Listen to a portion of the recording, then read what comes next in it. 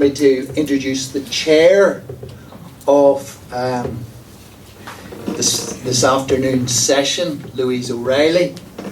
And I think, first of all, she's a name, she's a face, everybody is aware of her, but more importantly, everybody is aware of her principled politics and her commitment to whatever issues that she fights for.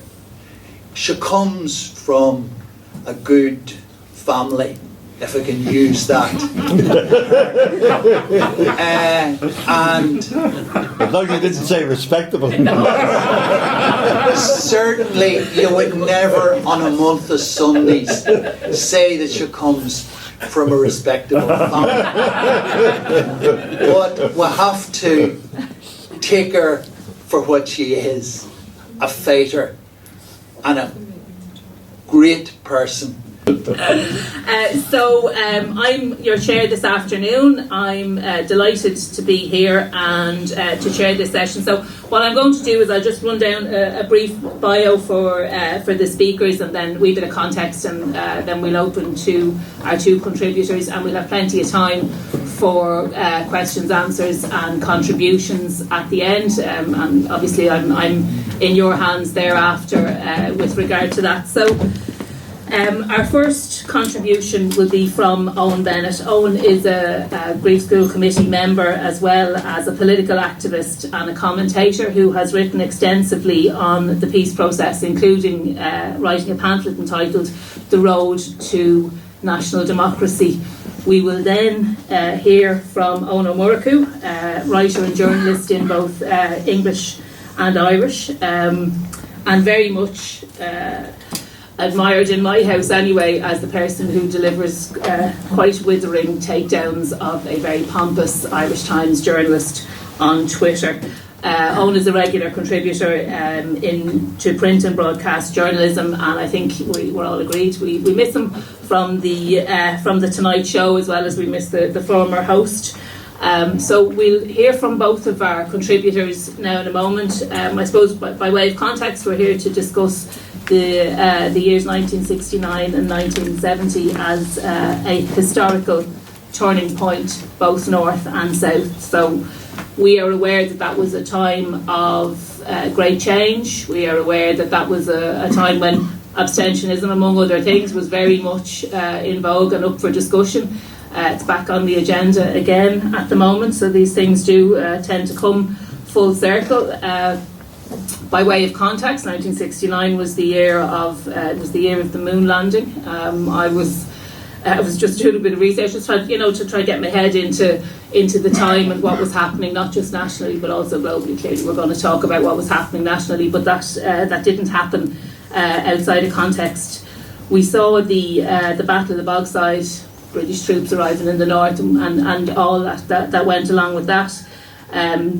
Down here in Dublin, there was obviously the march to the British Embassy, and I'm not going to tell a very funny story that my mother told me about going to the British Embassy with the man who is now her husband, who was her I suppose it's funny to call it, say, boyfriend, but that's probably what he was at the time. I will leave it for her to tell that story.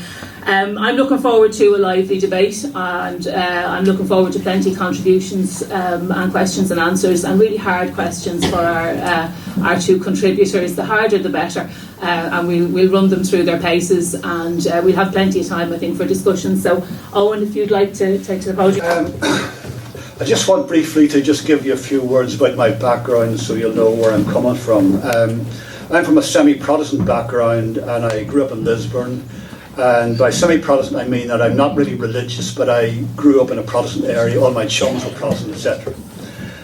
My father, as probably a lot of you know, was Jack Bennett, who was an activist in the 60s and was a member of the Wolfe Tone Society, which led to the formation of the Civil Rights Movement. He also wrote a column under the name of Claude Gordon during the 60s, in which he more or less eviscerated the unionist regime and the scandalous nature of discrimination up there on a weekly basis.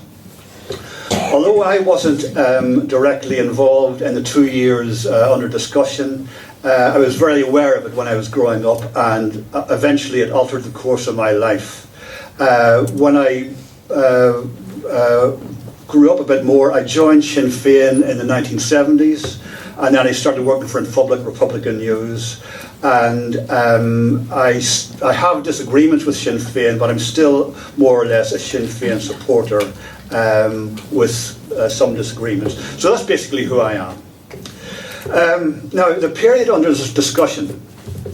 In 1969, it began with Burntollet, the March to Burntollet, and then it ended with a split in the Republican movement, Sinn Féin and the IRA, in 1969-1970. 1970 saw the gradual slowing down of the civil rights movement and its decline, the growth of the provisionals, and the growth of the armed struggle. And there are two questions that present themselves to us during this period, and one is that was the civil rights movement eclipsed by the IRA campaign?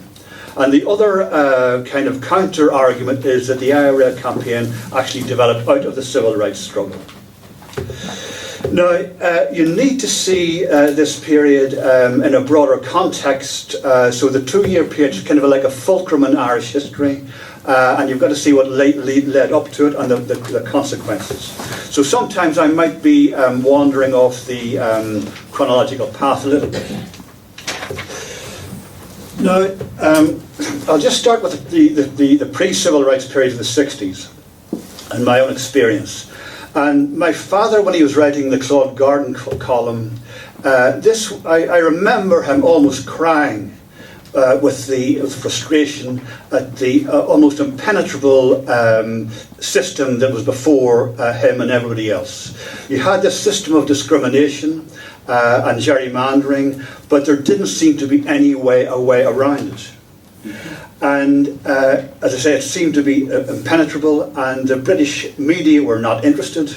And at Westminster, there was this convention that stated that the issues of Stormont could not be discussed. Now, during this period, there were a number of MPs who did try to get the situation discussed, but they were told this is a matter for the Parliament of Northern Ireland. And their response said, well, the problem is, that's what the problem is the problem is that there's a problem with the Northern Ireland Parliament. And so that was basically the situation. It was quite a claustrophobic, suffocating atmosphere. Now, however, that of course was to change in 1968 with the October the 5th march, Civil Rights March. Now, there has been some discussion whether this was the right thing to do at that time. Some people criticised the march because it marched through a Protestant area of Derry. But regardless of that, the Civil Rights March traumatised the Unionist government. Or, in fact, it traumatised the Unionist government because it was filmed, and the whole thing about repression in the North was blown wide open. Now, in October the 14th, there was a memo sorry, I've just lost my way here. There was during this period, the Stormont government was meeting to see how to deal with it, and they were in trepidation of meeting Wilson. And during this time, there was a quote, and I'll just quote it here. Give me a minute.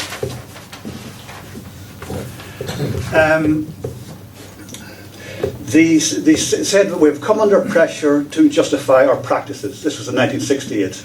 And we know also that a strong section of left-wing opinion has been pressing Wilson very hard to take some positive step.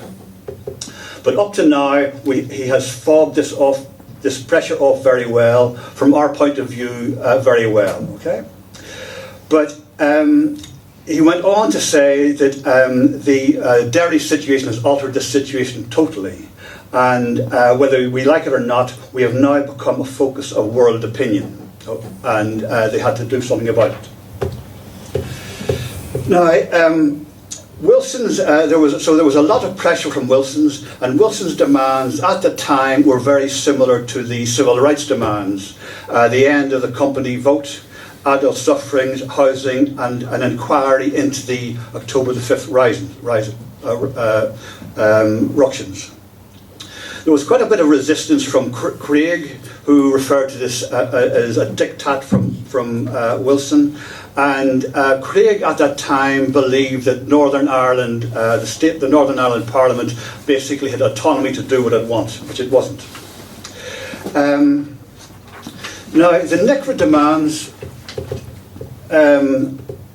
NICRA demands were one man, one vote, the end of gerrymandering, end of discrimination in jobs and in housing, the end of the Special Powers Act, and the abandonment of the beef specials.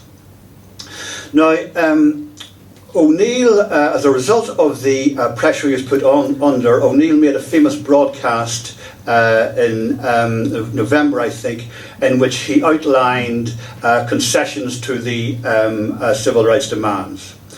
Now, I won't go through all of them, but from my reading, there was about 4 or 3.5 or 4 out of the 6 demands were conceded to. The one that wasn't was the ending of the beef specials. And but there was to be an ombudsman into discrimination, housing allocation to be based on need, and the end of the business vote. Now, this was the Ulster at Crossroads speech. And in November 1928, there was going to be an electoral law to be introduced to end the company vote, and there would be a boundary commission, etc. Now, this was known as the Ulster at Crossroads speech, and it got mixed reactions. I remember my father and a lot of nationalists didn't think much of it, but that was because, if you like, our blood was up, and it was kind of there was so much hatred of O'Neill and unionism. Perhaps people were being a little bit rejectionist. But I mean, a lot of the things that the civil rights demands were, civil rights people were asking for, were delivered on this occasion. Now, even the United Irishman that was kind of more moderate, kind of quite a moderate tone in those days, it referred to the half measures of O'Neill, bribes to head off the just demands of the people. And even Paddy Devlin, who later came into the administration later on, he made a speech in Dublin where he was very hostile to O'Neill and refused to back him.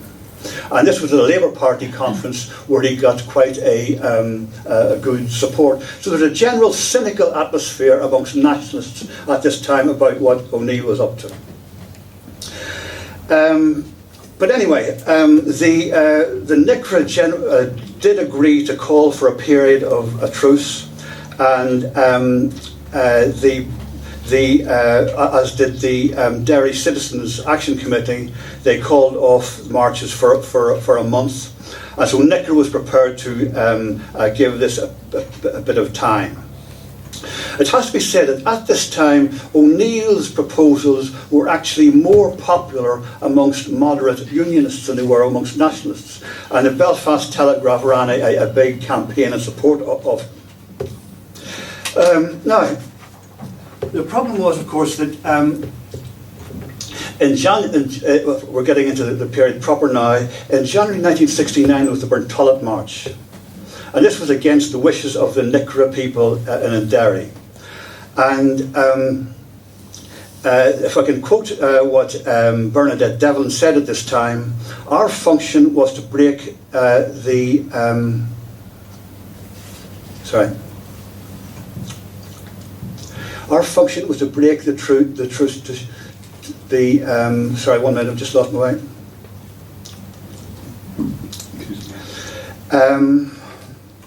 Right. The purpose was to pull the carpet, if you like, off the floor to show that the dirt was underneath, so that we could sweep it all up. Now, this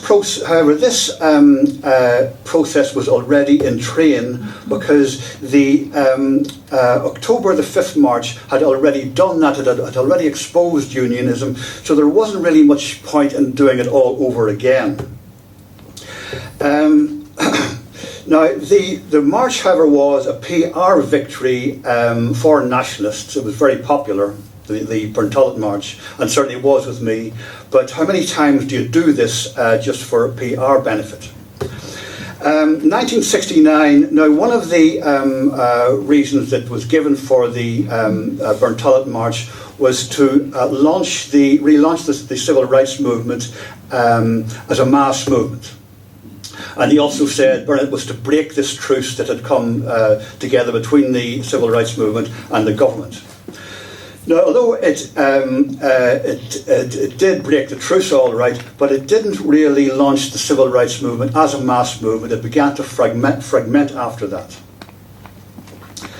So 1969 saw the fragmentation of the civil rights movement, and this was not just to do with the splits in it. It could be argued that 1968 was the heyday of the civil rights movement, and also during 1969 you had the election of the national MPs, John Hume, Curry, etc., and the focus kind of went to the Parliament rather than the street, so to speak. Okay. Right. Now, during 1969, there was a gradual implementation of the reforms that were demanded. Local government, an ombudsman set up, but also towards the end of the year, you had the Cameron Report into the disturbances, which basically blamed the Unionist administration on what happened. There was the Hunt Report, which led to the abandonment of the B specials, and these sort of things. Also during that year, the beginning of the year, there were rumblings against O'Neill from the hardline Unionists. And if you're in any doubt about the damage the civil rights movement did to unionism, you just have to read some of the comments of the people at that time. Desmond Bowl was longing for the days of Brooksborough, when unionists were united. And he said that now unionists are in disarray and nationalists are rampant for the first time in their political life. There were other unionists referring to the splits and the crisis in unionism, and it was an unhappy period. Now, also at this time, a bombing campaign had started by a loyalist group. The first attack actually was on a Catholic church, but then they started bombing installations and electricity installations, water installations, to try to blame it on the IRA and to try to topple O'Neill. Now, this did happen with O'Neill. He did resign. Chichester Clark took, a more hardliner, took over. But the thing is, when Chichester Clark got into the position, he had to do exactly the same things that O'Neill did. He came under the thumb of London and basically had to implement the civil rights programme. Now, during this time in 1969, I'm extolling the civil rights programme to a certain extent, but it wasn't that simple, because in April of that year there were riots in Derry. The RUC invaded the Bogside, and Sammy Devaney was beaten to death. Now, the thing is that this is a kind of a violation of civil rights, okay? So the civil rights movement was kind of a little bit abstract to the real needs of the people. It was important, but it was a bit abstract. And despite Despite the reforms the reforms were undoubtedly important reforms, life was getting steadily worse for the nationalist people. As Orange Law and sectarianism was being removed officially, it was actually appearing on the streets as a real force. So the legislative thing was in train, but that was having a repercussion on the streets. Orangism and loyalism was getting more and more ugly. And this is similar to the flags protest in recent times. The legislation banned the flags from Belfast City Hall, and they started going up all over the place as a result. So the violence that was kind of inherent in the sectarian attitude of the state was actually becoming real violence, and there was police riots and of course nationalist riots as well. In August you had the Battle of the Bogside, and Belfast, the barricades went up, and I won't go into that in too detail because I don't have time. But in this period after the August riots, it was interesting because this was the time that the British Army got into took control basically, there were barricades up in nationalist areas. Now, there were a lot of people on the unionist side demanding that the barricades would come down and there must be law and order. Now, law and order for the unionists always meant law and order for the nationalists, not for the unionists. And what in fact happened was that it was the loyalists that were complaining about the British Army during this period, not nationalists. Now, Arthur Young became the RUC chief, and there were moves to disarm the RUC. So the civil rights programme was in train, and it was the loyalists who basically were on a period of retreat during that period.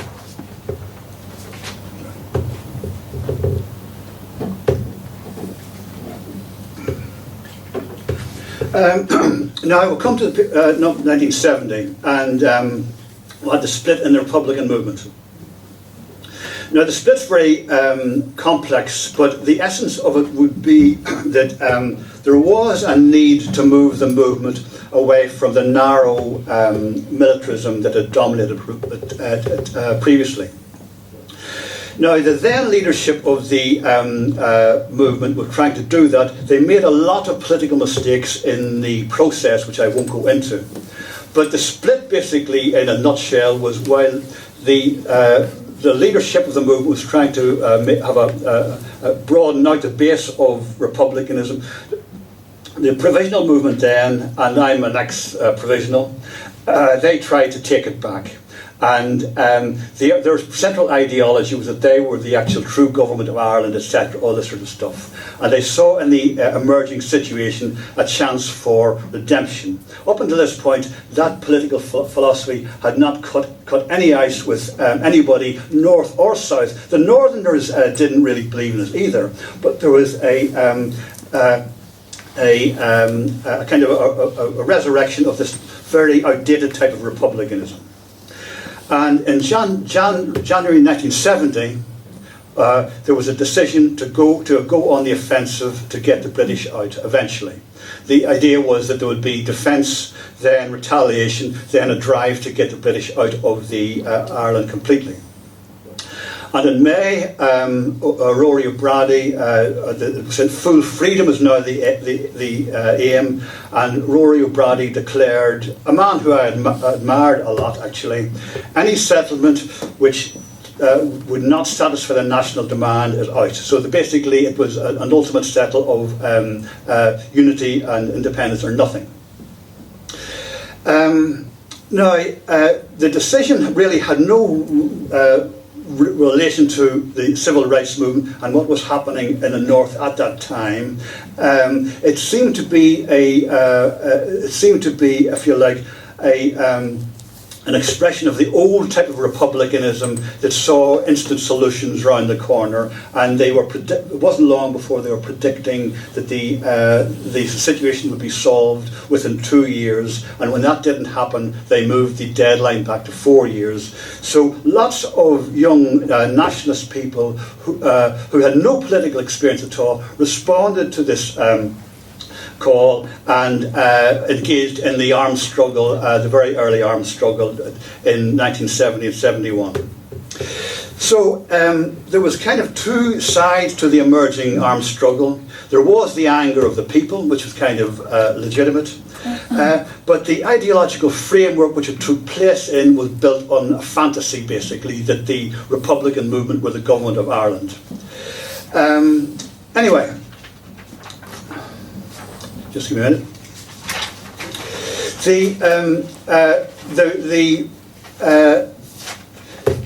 The attempt to expel the British from Ireland on a short-term basis did not work, as we all know. And the Belfast Republicans were basically left in limbo, but they continued the struggle anyway because they didn't seem to have anything else to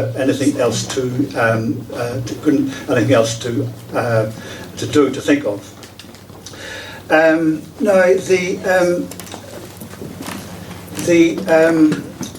There was a certain political realignment taking here. Because after the armed struggle happened, the southern state kind of shifted position towards a position of supporting the Britain's security measures, if you like. And this was reluctant at first, but after a while it became full-fledged. And instead of civil rights issues dominating the agenda, it became security issues. The thing is that when as the struggle progressed, a political element grew up in the Republican movement that began to see a peaceful way forward. And when they did that, actually, National Ireland responded very well, and you had the Hume Adams talks, the support of Reynolds, etc. But there was always you had the situation when the IRA were moving towards peace, they were actually stopped by the activities of the British with the support of the reactionaries in the south. So that's kind of basically all I have to say on that. I think I've taken my 20 minutes up. So if there might be other, I've left some things out which I might be able to catch up with in the question and answers. Thank you very much. Leo siŵr o hwnnw cwyr o hwn, Cameron sauce at the vehan, so. I should start off, I think, with a few apologies. Microphone. You go to the lectern. You want me to hold the microphone? Over to the podium there. You go to the podium. Well, I'd rather speak here. Anyway, a few apologies to begin with. First of all, I'm feeling a bit under the weather, so I won't perhaps be my normal affable self in some of the discussions. Secondly, I've been involved so much in arguments about Brexit and trying to take on some of the weirder forms of anti-Brexit position here in Ireland, that my wife says I've become obsessed by it and need counselling. Of course, this counselling will have to wait until Brexit has been signed, sealed and delivered. Now, the third point then is that a bit of nomenclature. There's always difficulties about who refers to what as what. For me, when I use the phrase the IRA, I'm going to be referring to the organisation which existed up until 1969 and to that organisation under the leadership of Cathal Goulding, which followed on from it.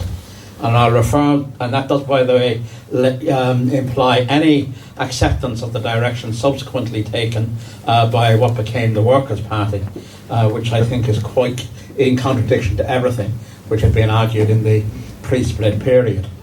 The provisionals then I will refer to as provisionals or provo or whatever, and I don't mean to do that in any disrespectful way, but so that you know where I'm coming from.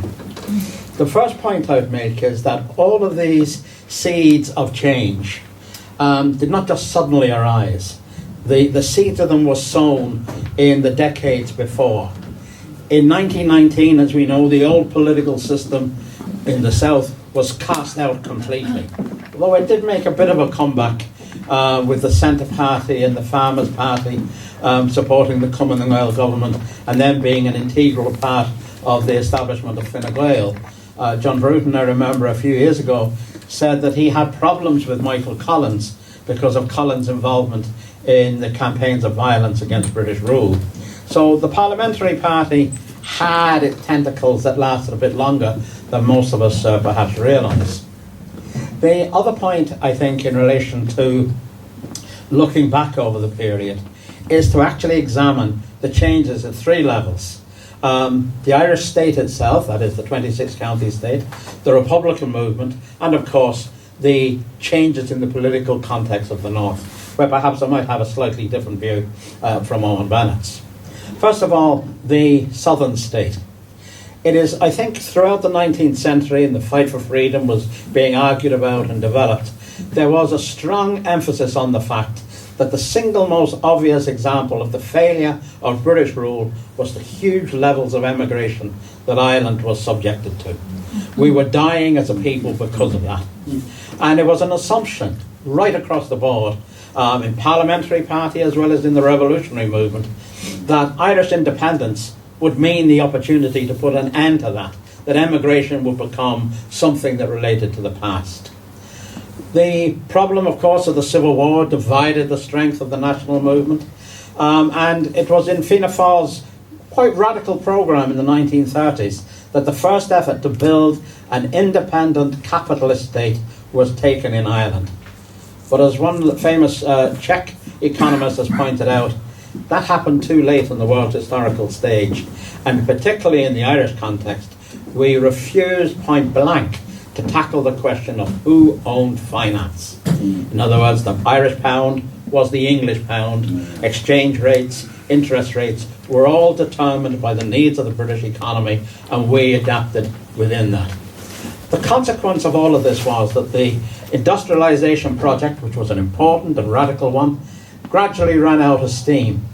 And by the 1950s, we had horrific levels of emigration once again.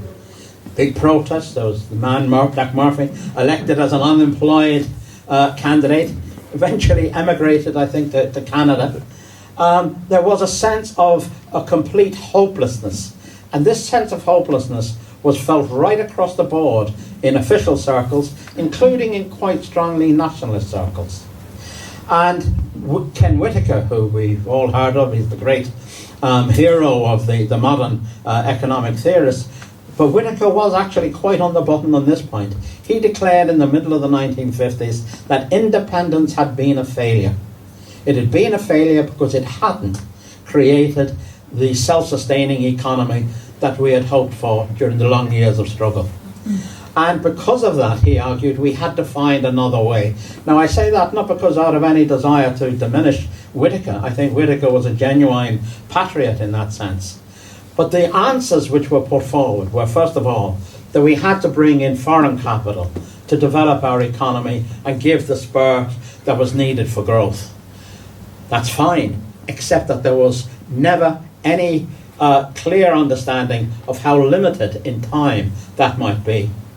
We've had reports subsequently, the famous Talasis report. We had indeed the statements of Micheál Martin when he was Minister for Enterprise, that foreign investment should only be used as a temporary measure to give a fillip to indigenous Irish economy. It's hard to think of Micheál Martin being able to remember saying anything like that at this particular time. The point being that within the Irish establishment, within the civil service, amongst the top people there, within the whole parliamentary system, there was a sense that really we made a mistake with independence. I remember Brian Lenihan Sr., around about this time, telling people in Wales and Scotland, don't bother with independence, it's not the way forward. And that reflected this sense that it had all been a failure. The modernists within Fianna Fáil, to a large extent, accepted that, but wanted to push ahead with the new programme of bringing in foreign capital. That was the position of Hockey. The other side was slowly adapting to the new situation. But when the crisis broke in the north, the contradictions of all that were brought out. First of all, the state had never officially declared that the struggle for Irish freedom was over. And when it was actually then confronted with doing that, that caused an internal difficulty. Those difficulties expressed themselves in the arms trial, in Haughey's own family connections with South Derry, and with all that sprung from that, and a big important division in Fianna Fáil between what came to be known as the Haugheyeites on one side and the Lynchites on the other. We've seen recently Stephen Collins waxing himself beyond lyrical in his praise of Lynch in the Irish Times, but ignoring the huge damage that Lynch did to the rights of the Irish nation, the fact that he stood idly by when confronted with crisis. That was the official state, and a strong feeling expressed by people like Lynch, by O'Malley obviously. We don't want that coming down here.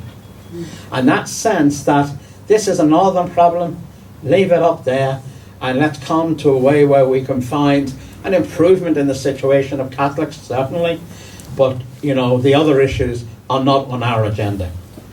That was the official state's position, and the point that has been made there about their shift towards putting security in the forefront instead of civil rights is very much in tune with the actual dominant thinking of the civil service and of the governmental state machine, with hardly a whimper of dissent from the Labour Party, and of course the other parties were not involved in that political process.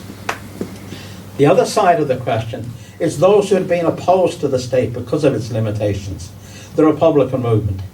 In '56 it had launched Operation Harvest, a straightforward military campaign designed to drive the British out of the north, to make it too costly for them to stay, and also, importantly, to put pressure on the southern establishment to rally to the cause that was being fought for.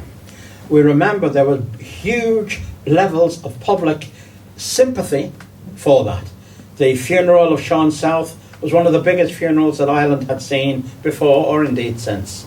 It was a massive event. And yet, despite the huge numbers who turned out in that, despite the obvious sympathy which existed, there was, I think it's fair to say, no real support.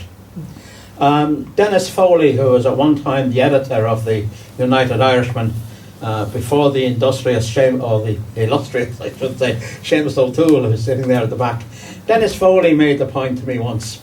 He said the Republican movement is always in the throes of a release prisoners campaign, or just about to have one, or having just finished one. And he said, and the people, that's what they expect Republicans to do, to suffer for the principle, not for the reality of actual change. And I think that's an important evaluation of the context in which we worked. The IRA itself began a process then of looking at it. How come we had so much sympathy but so little support? What was wrong with the campaign? And I think that the lesson that they came to, obviously many of these people being in prison were reading Marxist literature and learning about politics in a broader sense. The lesson they came to was, unless your struggle is actually a struggle to improve the lives of the ordinary man and woman in the country, it has no hope of actually galvanizing them into action. And so they began looking for ways in which the movement could involve itself in various struggles. The struggles of small farmers to have landed estates broken up for the benefit of small farmers, not for the benefit of foreign corporations that might come in. The struggles to defend trade union rights in the famous EI dispute in Shannon.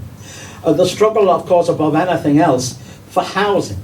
And it is appallingly ironic that here we are today, after the huge efforts that were made in the 60s, the numbers of people who got battened and kicked and battered and bruised, sitting down on O'Connell Street and elsewhere, and today we're back where we were then, with a massive housing crisis. But that housing crisis, which mobilised thousands of people in action, particularly young people, that represented a new idea forward, and the Republican movement was trying to advance that. The third part of the equation is, of course, the North itself. As we know, it was Desmond Greaves was one of the key players in arguing that the real way forward was to recognise that Britain's strongest weapon in holding Ireland for Britain's interest was the support of the Protestant population, and that support was based upon them having preferential treatment over their neighbours. And he was the one who argued that the way to tackle that was to remove that preferential treatment, to win equality. And I think it is perhaps ironic that after 25 wasted years in many ways, Sinn Féin today is actually fighting on those same core principles. Let's have parity of esteem, equality of the two communities, let everyone have the same amount of respect and rights. It is amazing how we have come back full circle in a way. The point I'm making here is that it was the struggle for raising demands on civil rights. Some of them we now look back on and say they're very simple, doing away with the company vote and all this sort of thing. But that the underlying issues, the issues of an end to discrimination against jobs, the facts that were brought out about how Fermanagh County Council would have barely any Catholics employed by the council itself. The issues of discrimination in housing, and most importantly, the willingness of people to stand up and fight about these things. In all the references we make back to that period, we shouldn't forget Caledon, and we can have our own views on Austin Curry, but he did have the courage of his commitment to go out and lead a march to install a family who needed housing in a house which they were being denied. It is that fact of struggle on the ground which pushed things forward, and it is that which frightened unionism, and why unionism then had to respond by saying it's all an IRA plot to do two things. One, to galvanise the hardcore loyalist supporters who wouldn't want to look into the detail, and two, to sort of give a nudge to Britain. Look at what's at stake here if you don't back us. And the last point I'd throw into that, the civil rights movement was organisationally begun by decisions of the trades union movement, raised at the Belfast Trades Council.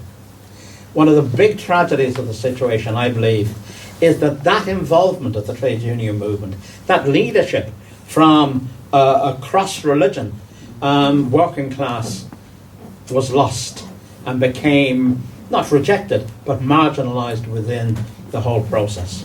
Nevertheless, the struggle for civil rights posed questions to unionism which it could not answer. The struggle in Derry on the Battle of the Bulkside actually brought the RUC to the point of defeat. I mean, I remember seeing them lying on the streets, battered, they were beaten. The smoke, you could see their faces, it was black with the smoke which had gone all around. They were a beaten crowd. Unionism responded in the only way it knew, and that was by launching the pogrom in Belfast. Now that brings to another important problem, the mistakes that were made by the Republican movement. One of those mistakes was that most people believed that the IRA had a significant military capability in 1969. The reality, as it very, very soon became apparent, was that it had only a few handfuls of guns and perhaps even less rounds of ammunition. That doesn't take away from the bravery of young men and women who went up against heavily armed RUC, B Specials and Loyalist gangs to fight them with their bare hands, with petrol bombs, with rocks and stones.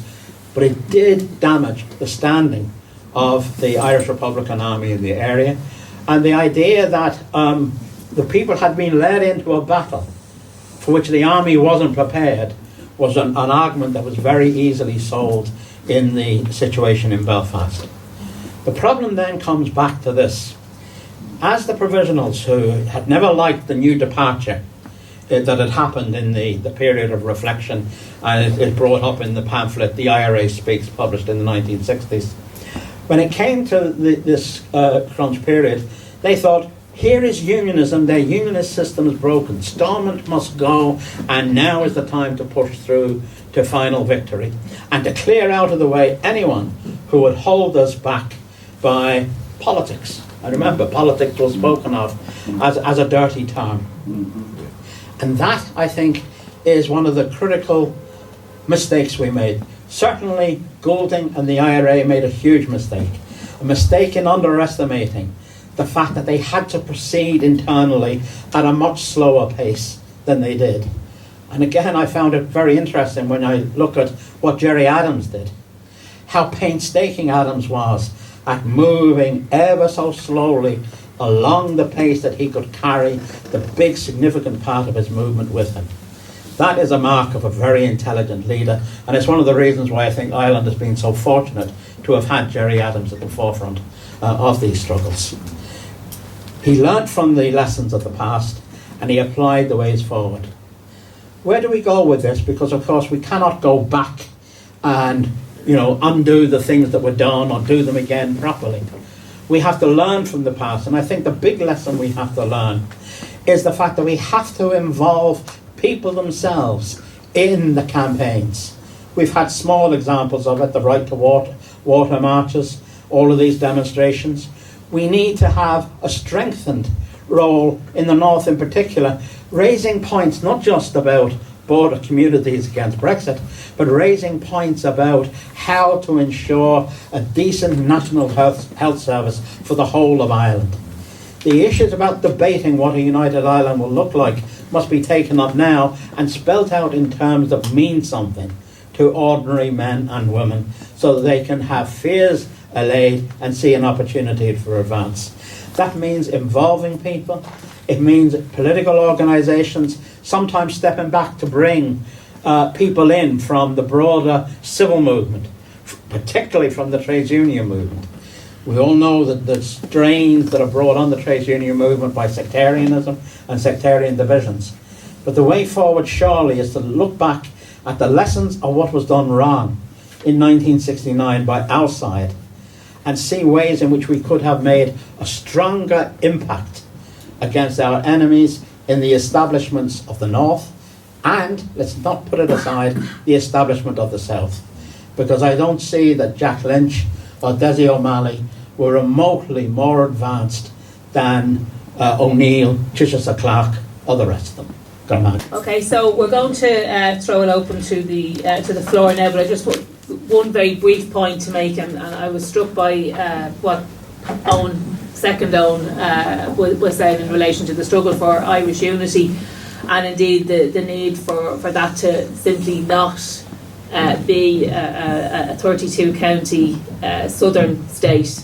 And I was reminded of a quote from Connolly, which I can't say, and I'm not going to take out my phone and Google it, but I can't say it, but you will all know the quote. So if you hoist the flags and change the colour of the letter boxes, that is not that is not what a new United Ireland needs to be about. And if that is all that it is, well then I think we would look back on our history and we would feel that people who gave their all for Irish freedom did so not in vain necessarily, but it would be a massively lost opportunity. So with in every conversation about Irish unity, I'm always reminded of the need for me myself as a Republican to check myself and say it is not Irish unity at all costs. It's not bolting two failed systems together.